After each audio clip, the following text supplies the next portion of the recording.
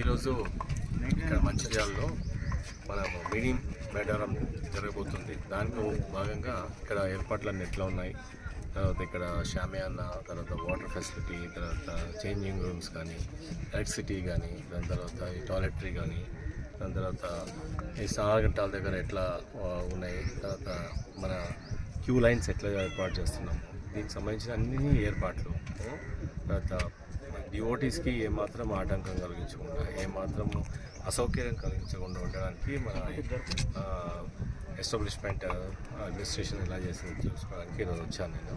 So I'm satisfied that everything arrangements are so far so good, and any future developments are to be made tomorrow or after tomorrow, then definitely we will make, and we'll also contact collector garu, and any other issues are there, then I will sort it out.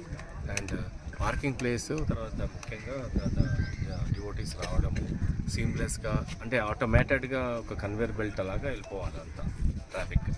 అది ఎక్కడ కూడా stampede కాకుండా, ఎక్కడ కూడా ఎక్కువ క్రౌడీ కాకుండా చూసుకోవాలి.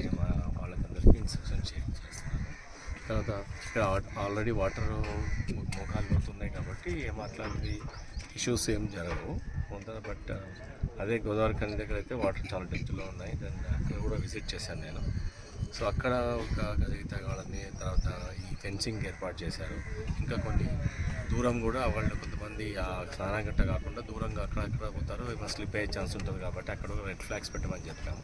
ఇక్కడైతే అవసరం లేదు, బట్ వెరీ సఫిషియంట్ ప్లేస్ ఉంది మా జనాలకి, డివోటీస్కి వాళ్ళు గుడారాలు ఏర్పాటు చేసుకోవడానికి కూడా చాలా బాగుంది. And so far so good, will continue this.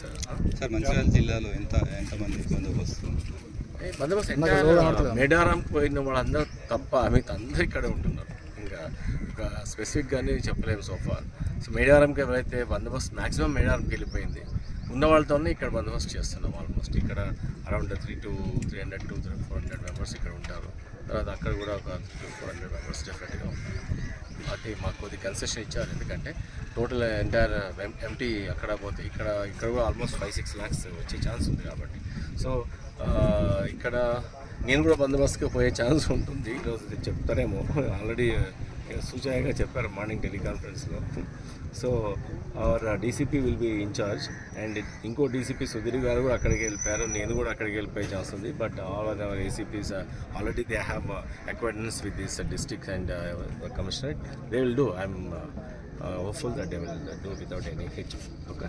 Public ప్రజలకు ఏం చెప్తారు సార్? పబ్లిక్ మీరు ఒకటే కాదు, మీరు ఈరోజు సంవత్సరానికి చాలా రినౌండ్ జాతర మనకి ఇక్కడ తెలంగాణలో చాలా ప్రశాంతంగా డివోషన్తో, తర్వాత డిసిప్లిన్గా, డివోషన్ ఎంత ఉందో డిసిప్లిన్గా అంత డిసిప్లిన్గా ఉండి, ఎక్కడ స్టాంపీడ్ కాకుండా ముందు నేను వెళ్ళాలి అని తోపులాటాలు తిరగకుండా ఫ్రీగా, చాలా స్పేస్ ఉంది, హ్యాపీగా ప్రశాంతంగా డివోషన్తో భక్తితో చేసుకొని ప్రశాంతంగా వెళ్ళేటప్పుడు ట్రాఫిక్ రూల్స్ పాటించుకుంటూ తర్వాత నిదానంగా వెళ్ళి క్షేమంగా చేరాలని కోరుకుంటున్నాను.